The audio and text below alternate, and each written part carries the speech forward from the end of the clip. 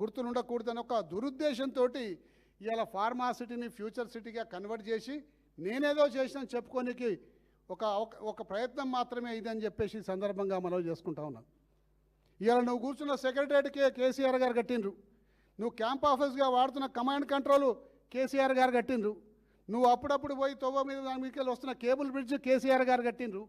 ఇలా అనేక కార్యక్రమాలు ఈ హైదరాబాద్లో కొత్తగా ఇన్ఫ్రాస్ట్రక్చర్ని గత 10 సంవత్సరాల్లో కేసీఆర్ గారి నాయకత్వంలో డెవలప్ చేసినవి తప్ప మీ హయాంలో మీరు ఆలోచన చేసిన ఒక్క ఫ్లైఓవర్ కూడా ఈరోజు కూడా ఫౌండేషన్ పడలేదు.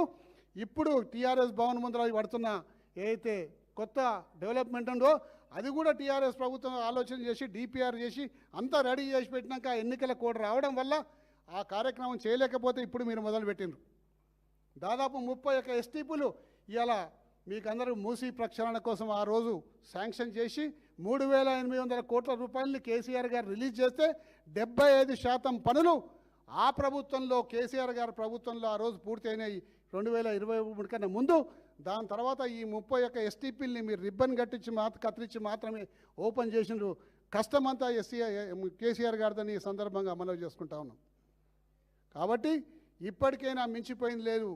ప్రజలు నివసిస్తున్న సిటీని మీరు ఒకసారి గుర్తించండి, ప్రజలు నివసిస్తున్న సిటీని మీరు డెవలప్ చేయండి, ఇక్కడ ఇన్ఫ్రాస్ట్రక్చర్ బాగోగులు చేయండి, మంచినీళ్ళు ఇవ్వండి, కరెంట్ ఇవ్వండి, శానిటేషన్ సిబ్బంది ఇవ్వండి అని చెప్పి మేము కోరుతా ఉన్నాం. కానీ జనాలు లేని సిటీని ఫ్యూచర్ సిటీని మీరు ఊహించుకొని అక్కడ ఏదో చేస్తా అంటే ఇక్కడ ప్రజలు చాలా అవస్థలు పడే అవకాశం ఉంటుందని ఈ సందర్భంగా మనవి చేసుకుంటూ, మీ చరిత్ర 2.5 సంవత్సరాల నుంచి గమనిస్తూ ఉన్నారు ప్రజలు. అన్ని అబద్ధపు వాగ్దానాలే. ఇప్పుడే చూపెట్టిన ఫార్మా సిటీ రద్దు చేయమని చెప్పేసి ఇంత పెద్ద స్టేట్మెంట్ ఇచ్చిండ్రు. మళ్ళీ ఇప్పుడు ఫార్మా సిటీ తీసేసి ఫ్యూచర్ సిటీ అంటుండ్రు. అలాగే నిరుద్యోగుల విషయానికి వద్దాం. నిరుద్యోగులకు దాదాపు 2 లక్షల ఉద్యోగాలు 1 సంవత్సరంలో పూర్తి చేస్తా అని చెప్పి మీరు చెప్పిండ్రు. మరి మీ నాయకుడు రాహుల్ గాంధీ చెప్పిండ్రు, మరి ప్రియాంక గాంధీ గారు చెప్పిండ్రు, మరి అనేక సందర్భాల్లో బట్టి విక్రమార్క గారు, మరి మహేష్ కుమార్ గౌడ్ గారు చెప్పడం జరిగింది.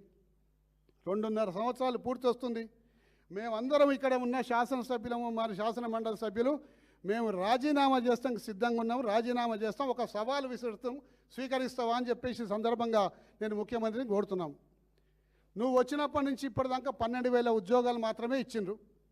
గతంలో టీఆర్ఎస్ ప్రభుత్వం హయాంలో ఉద్యోగ నోటిఫికేషన్లు జారీ చేసి పరీక్షలు రాసి నియామక పత్రాలు ఇచ్చే లోపలనే ప్రభుత్వం ఒక ఎన్నికల కోడ్ రావడం వల్ల ఆగిపోయినాయి. ఆ ఉద్యోగాలు కూడా కలుపుకొని నువ్వు ఈ 60,000 ఉద్యోగాలు నేను ఇచ్చినా మరి ఫతే మైదాన్ స్టేడియంకి రాండి, అందరిని కూడా నిలబెడతా, ఒక్క తలకాయ తక్కువైనా మా తలకాయ నరుక్కుంటామని చెప్పేసి ఇవాళ నువ్వు ఛాలెంజ్ చేసినావు. ఆ ఛాలెంజ్ను మేము స్వీకరిస్తాం. దమ్ముంటే ధైర్యం ఉంటే నువ్వు ఇలా ఫతే మైదాన్లో నిలబెట్టేసేసి 12,600 ఉద్యోగాల కన్నా ఒక్క ఉద్యోగం ఎక్కువ ఇవ్వలేదు, ఒక ఉద్యోగం కన్నా ఎక్కువ ఇచ్చినా కానీ ఇలా మేము ఛాలెంజ్ చేసి చెప్తామని చెప్పేసి సందర్భంగా మనవి చేసుకుంటూ, మరి 60,000 ఇట్లా ఉద్యోగాలు ఇచ్చిన వారి సంగతి నువ్వు అబద్ధాలు చెప్తున్నావు. అదే నిజమైతే గిట్లా మేము ముగ్గురము శాసనసభ్యులము, ఒక శాసన మండలి సభ్యులు మేము రాజీనామా చేస్తానికి సిద్ధంగా ఉన్నాము. దమ్ముంటే నువ్వు రాజీనామా చేస్తావని చెప్పి సందర్భంగా నిన్ను ఈ వేదిక నుంచి అడుగుతా ఉన్నాం. అక్కడ అబద్ధమే, అన్ని రకాల అబద్ధాలే. కాబట్టి దయచేసి సిటీ విషయాన్ని ఒకసారి దృష్టి పెట్టండి.